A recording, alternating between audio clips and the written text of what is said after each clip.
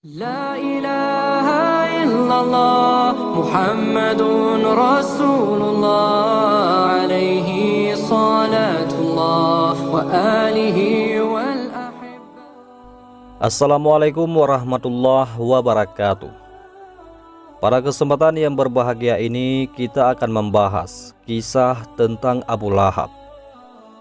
Abu Lahab yang nama aslinya adalah Abdul Uzza adalah salah satu tokoh yang kontroversial dalam sejarah awal Islam.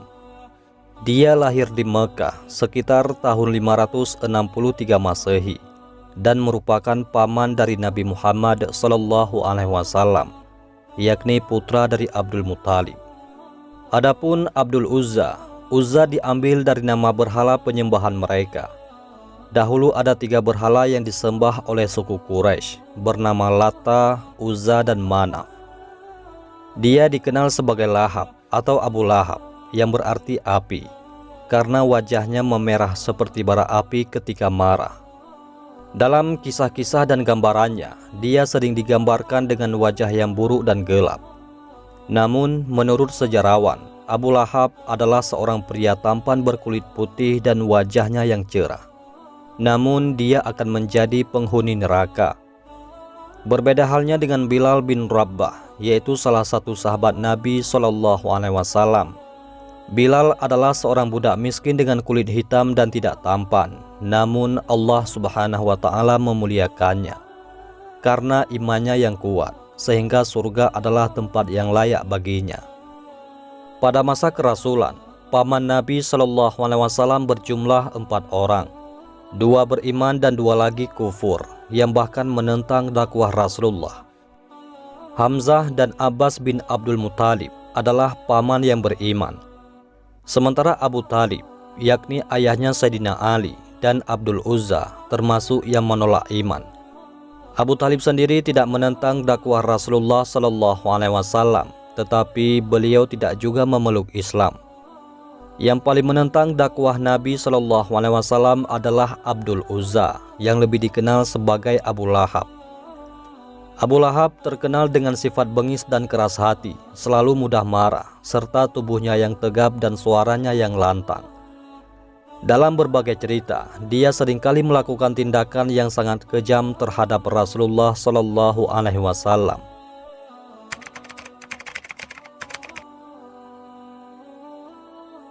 Suatu pagi pada hari Senin bulan Rabiul Awal, udara segar pagi hari yang berbau aroma wangi waktu itu membuatnya terbangun. Dan ia berusaha mencari dari mana sumber bau harum itu, yang ternyata berasal dari budak perempuannya yang bernama Suwaibah. Suwaibah tidak sabar untuk memberikan kabar gembira kepada majikannya. Dengan penuh antusias, dia memberitahukan kepada Abu Lahab, "Wahai Tuan, hari ini Nyonya Aminah telah melahirkan putranya. Seorang bayi laki-laki yang sangat tampan, cahayanya menerangi sekelilingnya." Abu Lahab sangat bersuka cita mendengar kabar itu. Kegembiraannya meledak. Dia bahkan tidak bisa menahan diri untuk mengucapkan, "Aku sungguh gembira mendengar kabar kelahiran keponakanku ini. Pergilah wahai Suwaibah. Mulai hari ini, engkau bukan budakku lagi, melainkan manusia yang merdeka." Suwaibah, bekas budaknya Abu Lahab, tak menyangka kejadian itu bakal terjadi. Kali ini majikannya yang terkenal sangat kejam itu berbuat baik kepadanya. Hingga akhirnya, karena kelahiran baginda Rasulullah Muhammad SAW, Suwaibah menjadi orang merdeka seperti yang lainnya. Abu Lahab begitu gembira atas kelahiran Rasulullah SAW. Karena itu, Abu Lahab diringankan siksa kuburnya setiap hari Senin. Sebagaimana yang telah diceritakan oleh Imam Ibnu Hajar dalam Fathul Bari, menyebutkan bahwa Ibnu Abbas pernah berkata, "Setahun setelah Abu Lahab mati, aku melihatnya dalam mimpi dalam kondisi yang sangat buruk." Abu Lahab berkata, "Setelah mati dan meninggalkan kalian, aku tidak pernah merasakan jeda istirahat dari siksa kubur. Aku disiksa setiap saat. Namun azabku diringankan setiap hari Senin, yaitu saat Nabi Muhammad dilahirkan." Urwah juga menceritakan tentang keringanan siksaan kubur Abu Lahab. Urwah berkata, Suwaibah adalah bekas budaknya. Abu Lahab membebaskannya, dan setelah itu Suwaibah menyusui Nabi Muhammad SAW saat masih bayi. Ketika Abu Lahab meninggal, sebagian keluarganya melihatnya dalam mimpi dengan kondisi yang sangat memprihatinkan. Sang kerabat pun bertanya, "Apa yang telah kamu dapatkan, wahai Abdul Uzza?" Abu Lahab menjawab, "Setelah kalian, aku belum pernah mendapatkan nikmat kecuali diberi minum karena memerdekakan Suwaibah." Maka dari itu, kita sebagai umat Islam patut bersyukur atas kelahiran Nabi Muhammad SAW, Nabi yang membawa kebahagiaan di dunia dan di akhirat. Kita bisa belajar lagi dari cerita sebagaimana Abu Lahab, yaitu pemuda Makkah kala itu. Meskipun banyak bermain dan menikmati masa mudanya, Abu Lahab tetap taat beribadah kepada Tuhan-Tuhan berhalanya. Dia rajin merawat Tuhan-Tuhannya seperti Lata dan Uzza dengan teliti, sebagai bentuk penghormatan kepadanya. Setiap pagi Abu Lahab merawat berhala-berhala itu, lalu pergi berburu binatang buas di padang pasir. Dia senang jika berhasil menangkap binatang buas dan membanggakannya kepada teman-temannya di sore hari. Seperti kebiasaan pemuda Makkah pada masa itu, dia juga sering mengunjungi pasar untuk mengobrol sambil meminum khamar, memuaskan nafsunya yang dianggapnya tidak buruk. Meskipun sang ayah, yaitu Abdul Muthalib, sering mengingatkannya untuk berhenti dari kebiasaan buruknya itu. Akan tetapi, karakter Abu Lahab yang senang dengan kebebasan membuatnya tidak mau meninggalkan kebiasaannya itu. Akhirnya, sang ayah pun membiarkan perbuatan tersebut. Meskipun dikenal sebagai orang yang keras dan menyukai kehidupan bebas, sikap setia dan penyembahan kepada berhala itu tidak pernah pudar dari hatinya. Bahkan setelah menikah dengan Ummu Jamil, sikap fanatiknya terhadap berhala semakin kuat. Singkat cerita, setelah beberapa lama mengarungi bahtera rumah tangga, Abu Lahab akhirnya dikaruniai 2 orang putra yang diberi nama Mu'tab dan Utbah, dan keduanya pun tumbuh dewasa. Sementara itu keponakannya, yakni Nabi Muhammad SAW yang sangat disayanginya, juga telah berkeluarga dengan Sayyidah Khadijah radhiyallahu anha dan melahirkan 2 putri, yaitu Ruqayyah dan Ummu Kulsum, yang tumbuh menjadi gadis dewasa. Seperti umumnya suku Quraisy, Abu Lahab menganggap Nabi Muhammad SAW sebagai tauladan. Sementara Khadijah dihormati sebagai wanita kaya dan terhormat. Pada suatu hari, Abu Lahab memutuskan untuk melamar kedua putri Nabi SAW untuk kedua anak lelakinya. Nabi Muhammad SAW tidak keberatan, sehingga terjadilah pernikahan ini, yang semakin mempererat hubungan antara kedua keluarga. Namun hubungan baik antara Abu Lahab dan Rasulullah SAW mulai memburuk setelah Nabi Muhammad diangkat menjadi Rasul Allah. Abu Lahab tidak bisa menerima dakwah Rasulullah untuk menghentikan kepada penyembahan berhala. Meskipun pada awalnya terlihat baik, keadaan berubah ketika Nabi Muhammad SAW memutuskan untuk menyendiri di rumahnya, yakni untuk memikirkan cara penyampaian amanah Allah kepada kaumnya yang sangat terikat pada penyembahan berhala. Pada suatu hari, Rasulullah SAW mengundang kerabatnya, termasuk Abu Lahab, yakni untuk makan bersama. Setelah jamuan selesai, beliau menyampaikan bahwa Allah telah mengutusnya sebagai Nabi dan Rasul, serta memberikan peringatan tentang hari pembalasan di akhirat. Abu Lahab menolak dan menyatakan ketidakpercayaannya secara terang-terangan. Rasulullah juga menyampaikan peringatan bahwa kelak umat manusia akan dibangkitkan dan dihisab amal perbuatannya.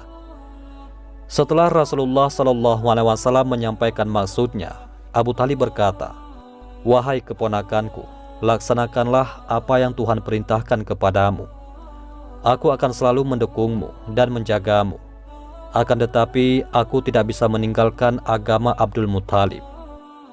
Kemudian anaknya, yaitu Ali bin Abi Thalib berkata, "Aku akan selalu membantumu.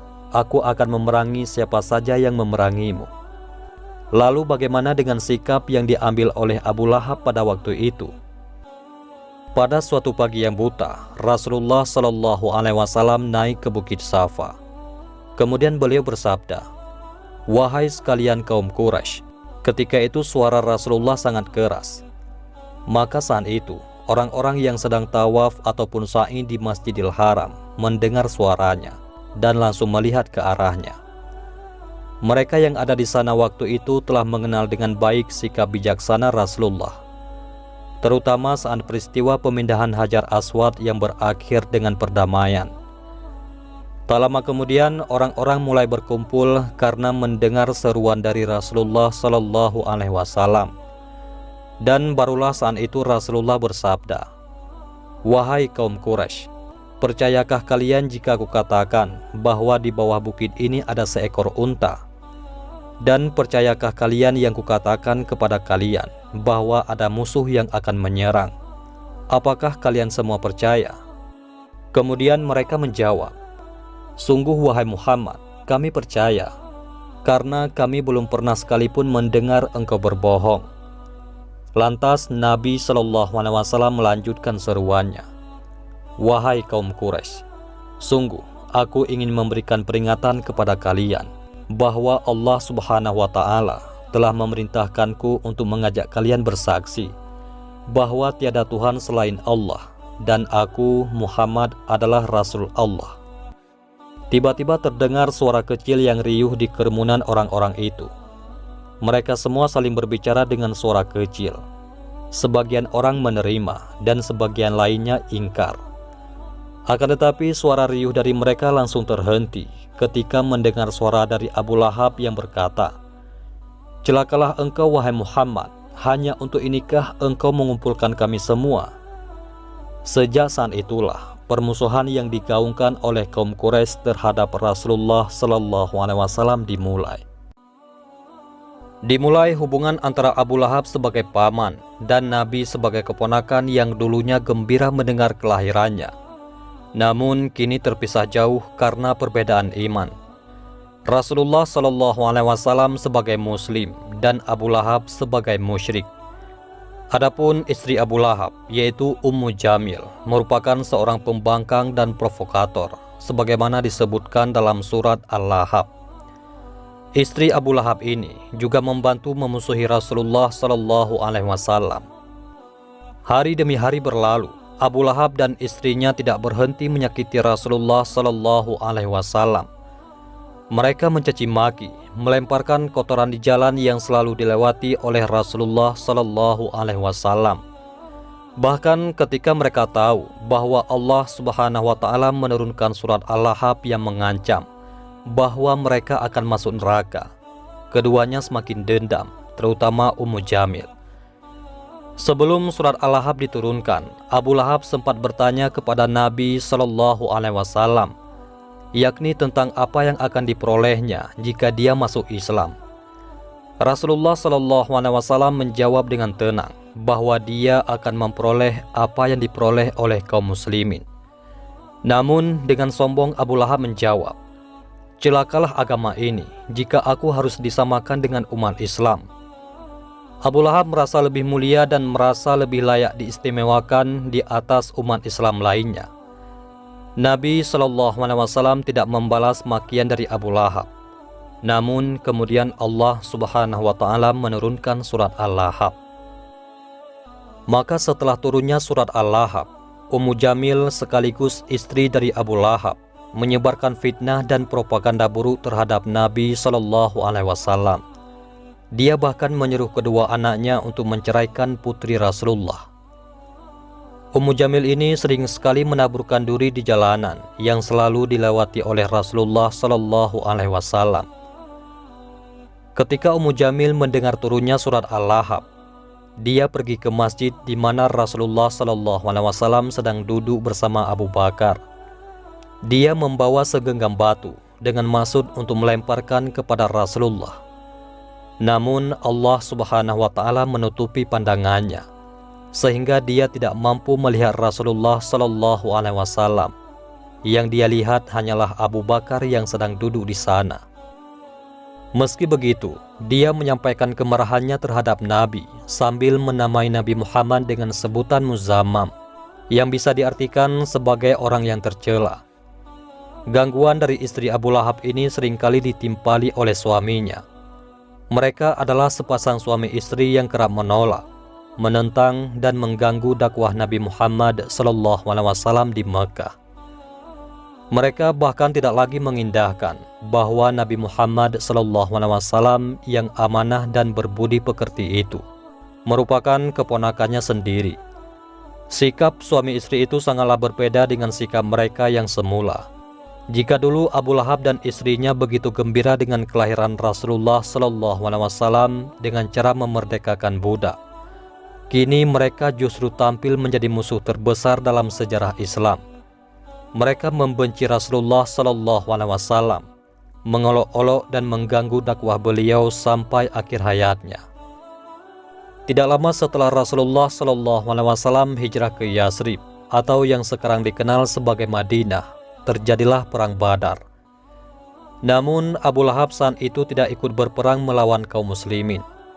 Bisa jadi karena fisiknya yang sudah tua dan tidak kuat, atau mungkin karena memang dia adalah seorang pengecut dan khawatir terhadap keselamatannya. Namun tidak ikut dalam perang Badar bukan berarti Abu Lahab membiarkan kaum muslimin memenangi peperangan. Abu Lahab mengutus Al-As ibnu Hisham untuk mewakilinya. Ada riwayat yang mengatakan Al-As ini sengaja dibayar oleh Abu Lahab untuk ikut berperang melawan kaum muslimin. Abu Lahab sangat berharap Al-As bisa memenangi peperangan itu. Makanya dia menyediakan kuda terbaik dan perlengkapan perang lainnya, termasuk pedang dan perbekalan.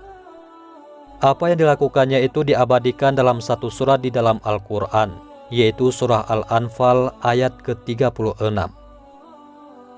Berkat pertolongan Allah Subhanahu wa Ta'ala, akhirnya perang Badar pun dimenangkan oleh umat Islam. Orang-orang kafir akhirnya pulang dengan kekalahan. Mengetahui kabar kekalahan tersebut, Abu Lahab sangat geram dan marah. Dia sangat kesal dengan kekalahan besar tersebut. Banyak pasukan kafir Quraisy yang terbunuh dan terluka.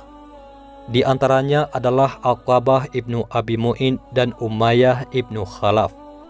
Selain itu, banyak yang ditawan dan tidak dilepaskan oleh kaum muslimin hingga akhirnya mereka membayar fidyah sebagai gantinya. Adapun semua keadaan itu menunjukkan betapa semakin kuatnya kaum muslimin pada waktu itu. Sedangkan kaum kafir Quraisy merasa diinjak-injak dengan kekalahan besar tersebut. Kesedihan dan kemarahan Abu Lahab teramat dalam atas peristiwa kekalahan di dalam perang Badar itu. Tidak ada yang bisa membuatnya senang atau menenangkan hatinya dari penderitaan itu. Dan 7 hari kemudian, Abu Lahab pergi ke Mekah Al-Mukarramah dan di sana dia meninggal dunia. Kemudian dia dikuburkan di Bukit Jabal Abu Lahab. Sedangkan istrinya yang bernama Arwah binti Harab bin Umayyah, atau yang bisa dikenal sebagai Ummu Jamil, juga dikuburkan di kaki gunung itu bersama dengan Abu Lahab. Ada 3 pendapat yang mengisahkan tentang kematian tragis Abu Lahab. Pertama, bahwa Abu Lahab meninggal dunia karena terjangkit penyakit kusta, yakni setelah mendengar kemenangan kaum muslimin dalam perang Badar. Selama 3 hari, mayat Abu Lahab tidak dikuburkan hingga membusuk. Tidak ada yang berani mendekatinya karena baunya yang begitu busuk. Akhirnya, kaum Quraisy menggali lubang kuburan untuknya, dan mayatnya didorong masuk ke dalamnya dengan sebilah kayu. Adapun riwayat yang kedua menyebutkan penyebab kematian Abu Lahab adalah karena dipukul oleh Ummu Fadl, yakni istri dari Sayyidina Abbas. Hal ini terjadi karena budak Abu Rafi dipukul oleh Abu Lahab setelah mengetahui kemenangan perang Badar. Ummu Fadl marah dan membalasnya dengan memukul kepala Abu Lahab hingga terluka parah dan meninggal beberapa hari kemudian. Dan riwayat yang ketiga mengisahkan bahwa suatu hari Rasulullah SAW melintasi jalanan di area tersebut. Kemudian istri Abu Lahab berniat melempari beliau dengan ranting berduri. Namun ranting-ranting itu malah terjebak di kerudungnya sendiri. Dan tiba-tiba tanah bergerak menyeret Ummu Jamil hingga bertabrakan dengan suaminya yang sedang berjalan di depannya. Keduanya tewas di tempat itu. Abu Lahab mati sebelum sempat menyadari perbuatannya dan belum sempat bertobat kepada Allah Subhanahu wa Ta'ala. Binasalah kedua tangan Abu Lahab, dan sesungguhnya dia akan binasa. Tidaklah berfaedah baginya harta dan bendanya, dan apa yang dia usahakan. Kelak akan membawanya ke dalam api yang bergejolak. Begitu pula istrinya, pembawa kayu bakar, yang di lehernya ada tali dari sabut. Al-Quran Surat Al-Lahab. Wallahu a'lam bissawab. Dan demikianlah kisah dari Abu Lahab. Dan semoga kisah dari Abu Lahab ini dapat menjadi contoh dan pembelajaran bagi kita semua. Mudah-mudahan ini semua bermanfaat. Wabillahi taufik wal hidayah. Wassalamualaikum warahmatullahi wabarakatuh.